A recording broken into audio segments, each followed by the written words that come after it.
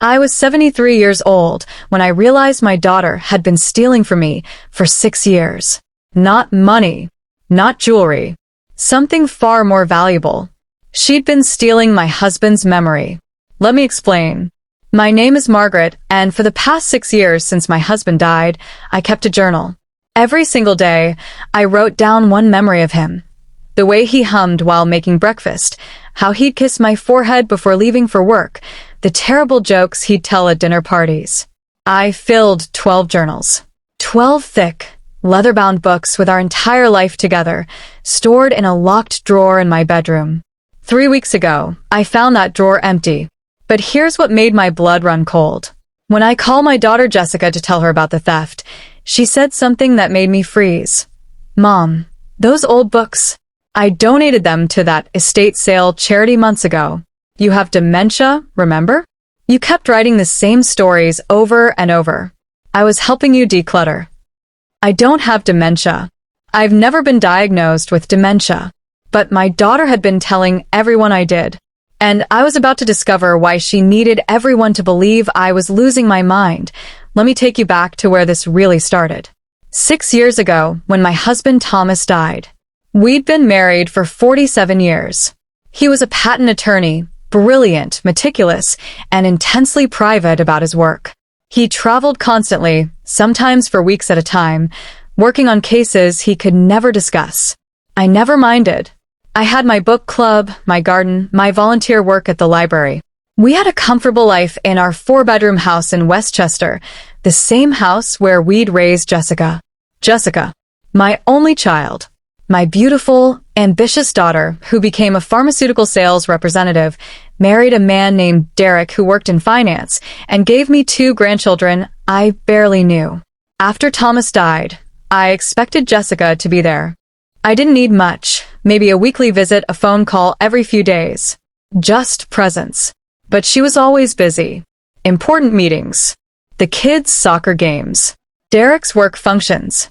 She'd visit maybe once every 2 months, staying for exactly 45 minutes before checking her watch and remembering she had somewhere else to be. I told myself it was fine. She had her own life.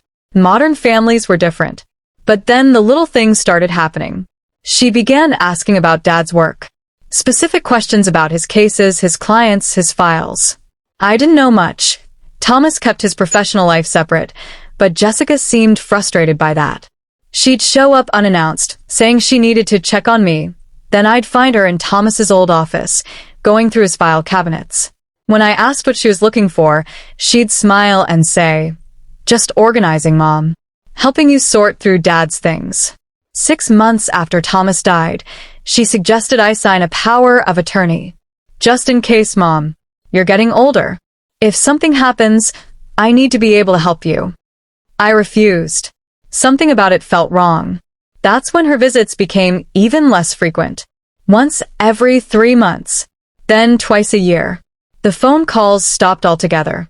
When I called her, she'd answer with that tight, impatient voice. "Mom, I'm in the middle of something. Can I call you back?" She never called back. My grandchildren stopped coming entirely. When I asked about them, Jessica said they were too busy with school activities. They were 7 and 9 years old. I threw myself into my journals. Every evening, I'd sit at Thomas's old desk and write. I wanted to preserve him somehow, to make sure that when I eventually died, Jessica would have these stories. She'd know the man her father truly was.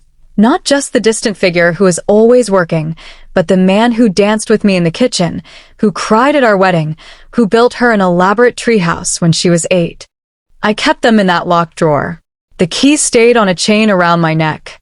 Until 3 weeks ago. I woke up one morning, and the drawer was open. Empty. The lock wasn't broken. It had been opened with a key. But I had the only key, didn't I? I searched the entire house. Nothing. 12 journals vanished. I called Jessica, my hands shaking. That's when she told me about the dementia and the donation. Her voice was so calm, so reasonable. "Mom, we talked about this. You agreed. You've been forgetting things. Last month you called me at 2 a.m. thinking it was morning. You left the stove on 3 times. The doctor said you're showing early signs. What doctor? I asked. I haven't seen a doctor. Dr. Morrison. You see him every month. Derek drives you. I felt the room spinning. Derek had driven me to appointments, 4 of them in the past year. He said they were routine checkups, that Jessica had arranged them because she was worried about me. I'd seen a kind older man with wire-rimmed glasses who asked me questions about my memory, my daily routine. He seemed concerned. He took notes. I'd assumed he was a general practitioner. He's a neurologist, Mom, Jessica said, that patient, pitying tone creeping into her voice. He diagnosed you 8 months ago. I hung up. I sat in my kitchen for 3 hours, trying to make sense of it. Then I did something I should have done years ago. I called Thomas's old law firm. His senior partner, Harold Chen, was still there. We'd been friends. He and his wife used to come to our dinner parties. I told him everything. The journals, Jessica's claims, the mysterious doctor. Harold was quiet for a long moment. Then he said, Margaret, I need you to listen to me very carefully. Do you remember what Thomas was working on when he died? No. He never discussed his cases. He was about to finalize the patent for a new pharmaceutical compound. Anti-aging peptide therapy. The pharmaceutical company he was representing was going to make billions. Thomas personally held certain filing rights because of how the contract was structured. When he died, those rights should have transferred to his estate. To you. My mouth went dry. How much are we talking about? The patent sold 18 months ago. The payout was $42 million. Margaret, you should be extraordinarily wealthy. Where did that money go? I couldn't breathe. That's when I realized this wasn't about my journals at all. This was about $42 million. And my daughter had found a way to take it. I didn't sleep that night. I sat at my kitchen table with every document I could find. Bank statements, tax returns, legal papers I'd signed over the years without really reading them. Harold came to my house the next morning. He brought a colleague, a sharp young woman named Nina, who specialized in elder fraud. They spread everything across my dining room table. The pattern emerged within an hour. 8 months after Thomas died, I'd signed a document updating my will. I remembered that Jessica said it was routine estate planning. What I didn't remember was the power of attorney buried in the paperwork, activated only upon mental incapacity as determined by a licensed physician. 3 months later, Dr. Morrison diagnosed me with early-onset dementia.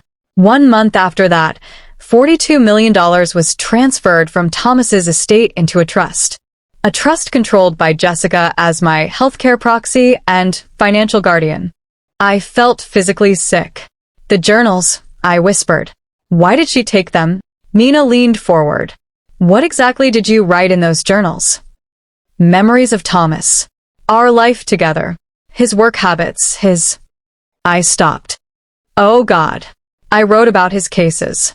Nothing detailed, but I mentioned trips, client names, projects he was excited about. I wrote about the pharmaceutical company. I wrote about him saying the patent would change everything. Harold nodded grimly. She needed to know if you knew. The journals were evidence that you were aware of Thomas's work. If you ever challenged the dementia diagnosis, those journals would prove you had detailed, accurate memories. She couldn't risk that. Can we get the money back? I asked. Nina's expression was careful. It's complicated. She has a medical diagnosis from a licensed neurologist.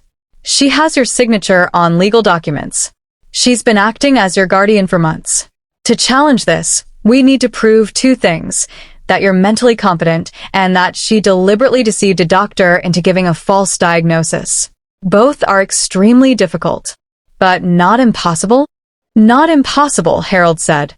But it will take time. Months, maybe years. And Margaret. He hesitated. You need to be prepared. This is your daughter. This will destroy your relationship. I looked at him.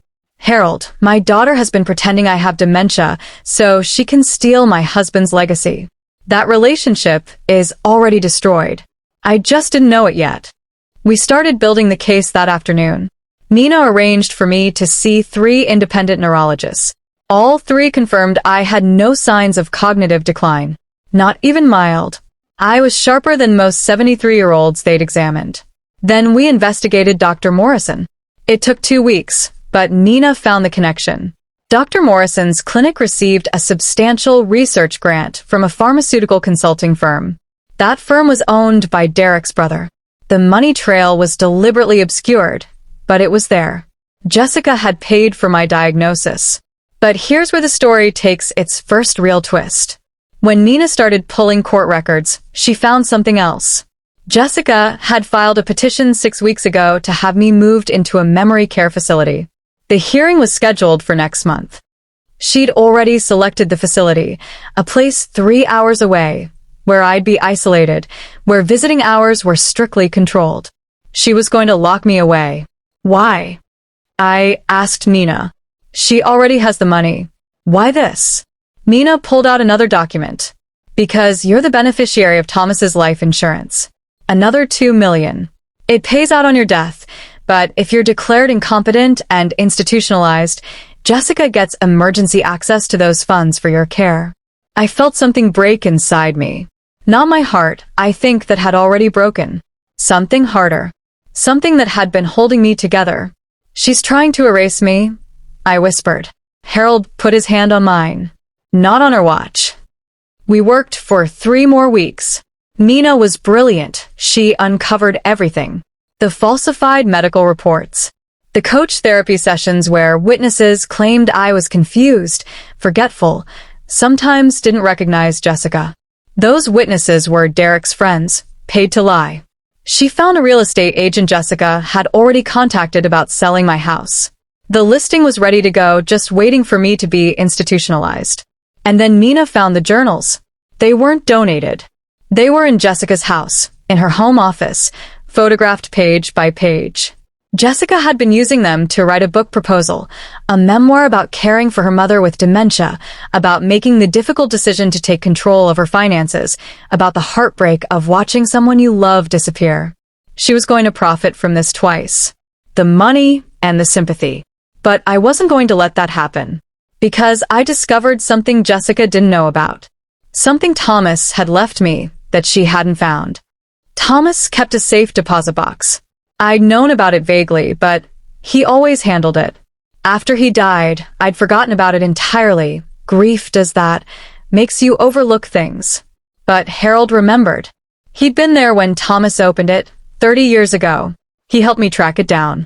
Inside was a letter, addressed to me, dated 1 week before Thomas died. My dearest Margaret, if you're reading this, I'm gone. I'm sorry I can't be there to protect you from what's coming. I know about Jessica. I've known for 2 years. I know about her debts, Derek's gambling, the money they borrowed from dangerous people, the desperation. I know she's been asking about my work, about the patent, about what happens to my estate when I die. I hired a private investigator. The report is in this box. Read it. Understand who your daughter has become. I've restructured everything to protect you.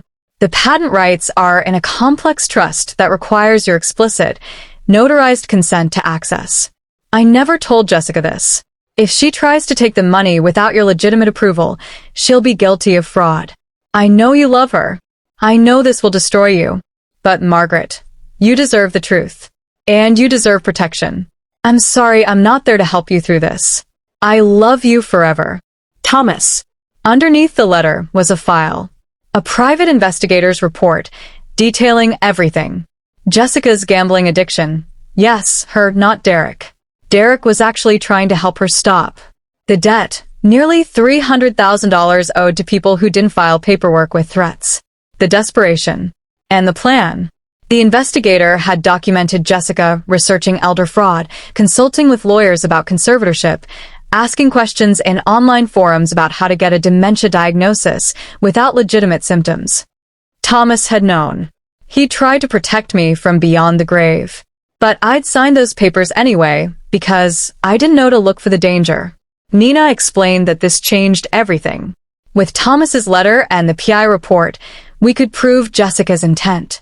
The trust structure meant she'd accessed the money fraudulently, even with my signature, because the trust required me to understand what I was signing. The dementia diagnosis proved I was legally incapable of giving legitimate consent. She's committed multiple felonies, Nina said. Elder abuse, fraud, possibly identity theft. Margaret, we can have her arrested. I sat with that for a long time. My daughter, the baby I'd nursed, the toddler who'd held my hand crossing the street, the teenager who'd sobbed in my arms after her first heartbreak, the woman who'd become someone I didn't recognize. The hearing for my institutionalization was in 3 days. I asked Nina and Harold to arrange something. On the day of the hearing, Jessica arrived at the courthouse confident. She had her lawyer, her falsified medical records, her paid witnesses. She was wearing a tasteful black dress, the concerned daughter, making difficult decisions. I was already in the courtroom, with Harold, with Nina, with 3 independent neurological evaluations, with Thomas's letter, with the PI report, with the truth. Jessica saw me and froze. I saw the calculation in her eyes, the rapid assessment. Then she smiled, that warm, concerned daughter smile, and rushed over. Mom. What are you doing here? You're supposed to be at home, resting. You look confused. Sit down, Jessica, I said quietly. Something in my voice stopped her. The judge entered. The proceedings began. Jessica's lawyer started presenting her case. The devoted daughter, forced to take control of her declining mother's affairs, seeking approval for necessary memory care. Then Harold stood up. He presented our evidence methodically.